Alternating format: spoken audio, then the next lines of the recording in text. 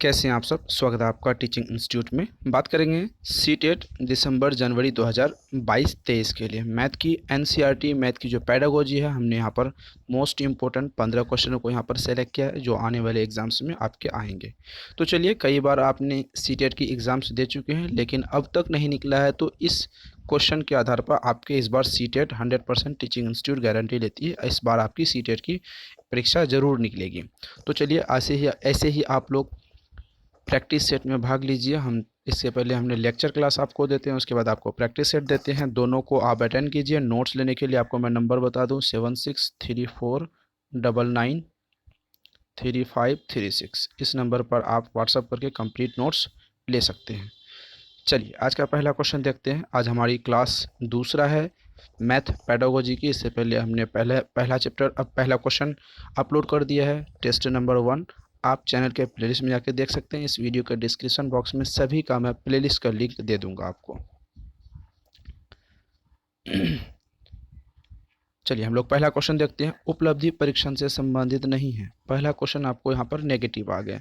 देखिए, ये सिर्फ पेडागोजी वाले फॉर्म में है, पेडागोजी वाले क्वेश्चन है, क्योंकि मैथ में जो 30 नंबर के एग्जाम्स में क्वेश्चन पूछे जाते हैं सीटेट में, जिसमें 15 क्वेश्चन आपके आते हैं कंटेंट से यानी पेडागोजी एंड कंटेंट से, और 15 क्वेश्चन आते हैं आपके न्यूमेरिकल क्वेश्चन से, जो आपको मैथ जो प्रॉपर ज़िंदगी भर आप जितने अब तक जो मैथ पढ़े उससे संबंधित क्वेश्चन आते हैं, उनके भी lecture class and practice set दोनों को लिए हम आप एक साथ लाते हैं। रेगुलर बेस में आपको क्लास टाइम टू टाइम मिलती रहती है। तो सिर्फ आज जो हम करेंगे 15 क्वेश्चन, ये 15 क्वेश्चन सिर्फ पेडागोजी वाले हैं। इनमें से आपको मिनिमम 12 से 13 क्वेश्चन यहाँ पर आपको कंप्लीट कर लेने हैं। चलिए देखते हैं आपके कितने हो पाते हैं। उपलब्धि परीक्षण नहीं है यानी 3 क्वेश्चन ऑप्शन सही होंगे। छात्रों के अधिक को निर्देश करना, छात्रों के चरित्र एवं मनोबल का विकास करना, छात्रों के शिक्षण संबंधी समस्याओं एवं बाधाओं का पता लगाना, छात्रों के ज्ञान के प्रशिक्षण का मूल्यांकन करना। क्या नहीं है इनमें से आपको बताने हैं। देखिए, 3 ऑप्शन सही है। सबसे पहले अधिक निर्देशित करने का पता लगाना, ये तो होगा। चरित्र एवं, देखिए, परीक्षण किसी भी चरित्र का निर्माण नहीं कर सकती, ये नहीं होगा, तो ऑप्शन सी डी सभी होगा। अब आपको पता है कि जब आपके क्वेश्चन नेगेटिव पूछेंगे तो जो गलत होने वाला क्वेश्चन है वही यहाँ पर सही होंगे, क्योंकि वो चरित्र निर्माण नहीं करता है। ठीक है, आगे बढ़ते हैं। एक अच्छे परीक्षण की विशेषता नहीं है, यह भी नेगेटिव क्वेश्चन, यहाँ 3 ऑप्शन सही होंगे। वैधता, विश्वसनीयता, वस्तुनिष्ठता और तार्किकता। एक अच्छे निरीक्षण की विशेषता नहीं है, सवाल पूछा। देखिए, अगर हम निरीक्षण की बात करें तो वैधता निरीक्षण में होती है, विश्वसनीयता होती है, वस्तुनिष्ठता भी होती है, ये तीनों चीज़ें होती है। लेकिन गलत क्या होती है, तार्किक लॉजिक इसमें नहीं होती। आपको पता है नेगेटिव वाले क्वेश्चन जो गलत होता है उसी को हम सही करते हैं। ऑप्शन नंबर डी सही हो जाएगा। किस मूल्यांकन तकनीक का प्रयोग शाब्दिक चित्रात्मक दोनों रूपों में होता है? साक्षात्कार, प्रश्नावली, चेकलिस्ट, क्विज। चलिए बताइए आपके हिसाब से क्या राइट आंसर होगा। क्वेश्चन समझ में आएंगे। सबसे पहले क्वेश्चन को समझेंगे। शाब्दिक चित्रता जो होती है वो प्रश्नावली में होती है, ऑप्शन नंबर बी हो जाएगा यहाँ पर। गणित में बच्चे को सरल आकृतियों से परिचय कराने की उचित सामग्री है। गिनतारा है, जियो बोर्ड है, उपरोक्त सभी है। गणित की जो सब्जेक्ट होती है उसमें बच्चों को आकृति को समझने के लिए गिनतारा जो होती है वे उनमें से क्या है, ये सवाल पूछा है। जियो बोर्ड हमने लेक्चर क्लास पढ़ाया था और कई बार हमने प्रैक्टिस सेट भी करवाया था, तो यहाँ पर जियो बोर्ड का क्वेश्चन आया हुआ था और सीटेट में ये प्रीवियस ईयर के एग्जाम्स में क्वेश्चन ये आ भी चुके हैं। जियो बोर्ड। आगे बढ़ते हैं हम लोग। एक अच्छे गणित की विशेषता है। एक अच्छा जो गणित होना है उसकी क्या विशेषता है? आकृतियों की विस्तृत जानकारी, सवालों को शीघ्र हल करना, विभिन्न अवधारणाओं के बीच संबंध स्थापित करना, बच्चों को व्यापक अभ्यास देना। एक अच्छे गणित की क्या विशेषता है, ये सवाल पूछा है। चलिए बताइए।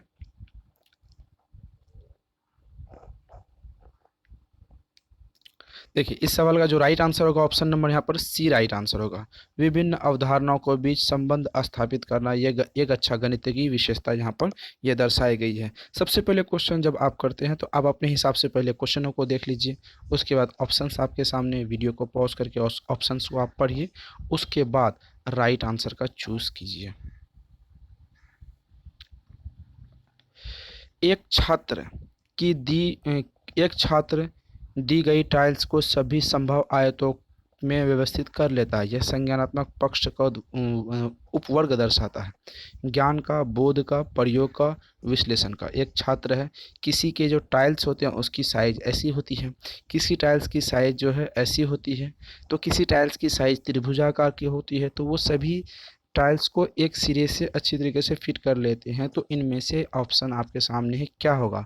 तो यहाँ पर बात कर रही है, बच्चा क्या कर रहा है? प्रयोग कर रहा है, तो जाहिर सी बात है राइट आंसर होगा प्रयोग का।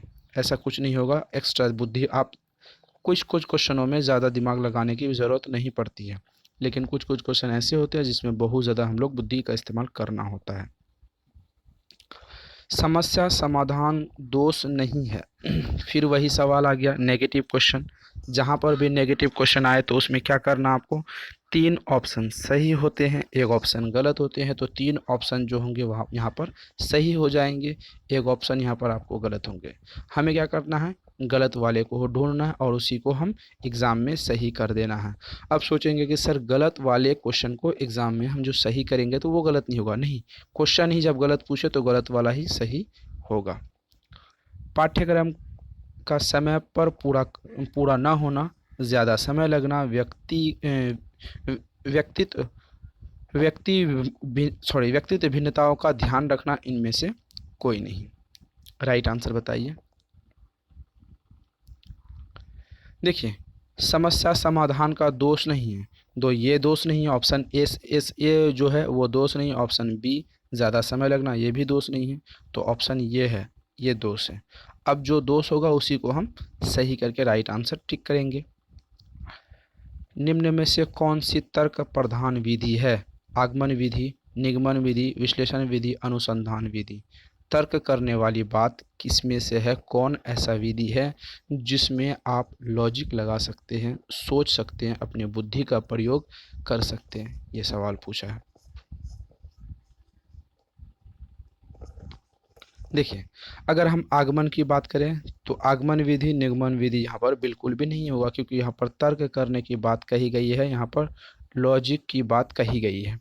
जब हम अनुसंधान भी नहीं होगा, तो अगर यहाँ पर एक ऑप्शन आगमन, निगमन, अनुसंधान नहीं होगा तो विश्लेषण होगा, क्योंकि विश्लेषण जब किसी चीज़ के बारे में हम लोग डिटेल में डिस्कस करते हैं तो वहाँ पर विश्लेषण करते हैं।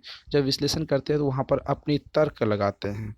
जब तक हम तर्क नहीं लगाएंगे तो किसी निष्कर्ष पर नहीं पहुँचते हैं। जब तक हम आप लॉजिक नहीं लगाते हैं तो ये चीज़ें सफल नहीं होती है। पाठ्य योजना के किस चरण में शिक्षण की प्रभावशाली का पता चलता है? तैयारी करना, प्रस्तुतिकरण करना, पुनरावृत्ति करना, गृह कार्य करना। पाठ्य योजना के किस चरण में, कौन से चरण में शिक्षण की प्रभावशाली का पता चलता है? पाठ्य योजना के किस चरण में शिक्षण का प्रभावशाली है, इस बात का पता यहाँ पर चलता है। जब बच्चों को आप रिवीजन करवाते हैं, क्या करवाते हैं? जब बच्चों को आप रिवीजन करते हैं, रिवीजन जब बच्चे को करते हैं तो पुनरावृत्ति में ये चीज़ें इम्पोर्टेंट होती है। बच्चे में गोलाई की अवधारणा विकसित होती है संश्लेषण से, विश्लेषण से, आलोचनात्मक रूप से, मूर्त से अमूर्त अवधारणा से। बच्चे में गोलाई की जो अवधारणा होती है वो विकसित होती है, वो कहाँ से होती है? ये सवाल पूछा है। ऑप्शंस आपके यहाँ पर सामने हैं, इसका राइट आंसर आपको यहाँ पर बताने हैं। देखिए गोलाई की अगर हम बात करें, गोलाई की जो अवधारणा है वो तो विश्लेषण से बिल्कुल नहीं होगा, संश्लेषित से नहीं होगा, विश्लेषित से नहीं होगा और आलोचनात्मक से नहीं होगा। तो राइट आंसर होगा मूर्त से अमूर्त की भावनाओं से, यहाँ पर हो जाएगा। Option number D right answer. मूर्त से अमूर्त के बारे में यहाँ पर राइट आंसर होगा। निचली कक्षाओं में गणित विचार विकसित किए जाते हैं। जो प्राइमरी लेवल है, अपर प्राइमरी नहीं, प्राइमरी लेवल 1 to 5 की बात यहाँ पर की गई है। तो उन कक्षाओं में गणित का जो विचार विकसित बच्चों में होता है ठोस वस्तुओं द्वारा, चित्रों द्वारा, संकेतों द्वारा, उपरोक्त सभी।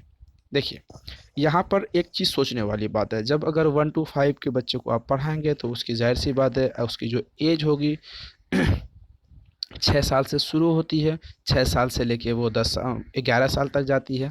6 साल के बच्चों को अगर आप गणित के बारे में पढ़ाएंगे तो ठोस वस्तुओं के बारे में पढ़ाएंगे, क्योंकि तरल चीज़ें नहीं पढ़ा सकते, क्योंकि उसे लिक्विड फॉर्म के बारे में अच्छी तरीके से समझ नहीं आती होगी।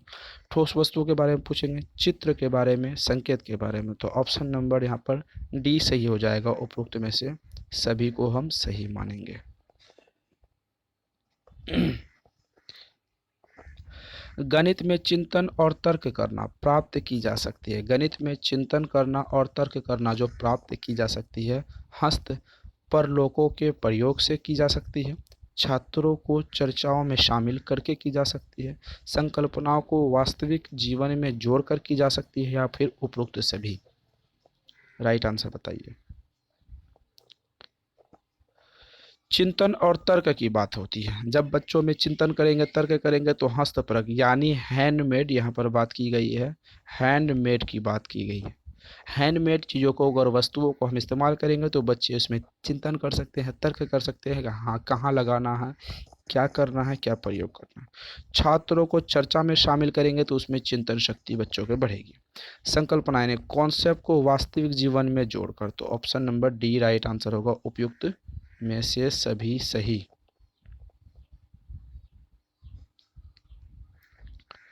बच्चों में गणित में बच्चों के कमजोर चाक्षु प्रकरण योग का पता चलता है जब वह संख्याओं, संक्रियाओं और संकेतों को भेद नहीं कर पाता, जब वह अभ्यास पूरा करने में अधिक समय लगाता, जब वह अभ्यास पूरा नहीं कर पाता। उपयुक्त सभी।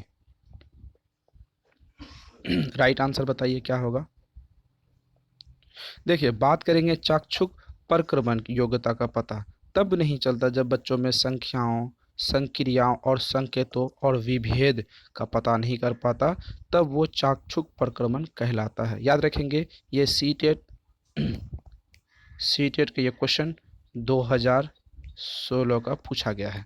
रिपीटेड क्वेश्चन है, बहुत सारे क्वेश्चन इनमें रिपीटेड मिलेंगे। ऐसे ही क्वेश्चन आने वाले एग्जाम्स में आपके आएंगे और 100% आपको सीटेट पास होंगे। आगे बात करते हैं। स्कूली गणित की सीमित लक्ष्य है लाभप्रद क्षमताओं का विकास करना, वर्गमूल और घनमूल संक्रियाओं का निष्पादन करना। आगे देखते हैं ऑप्शन।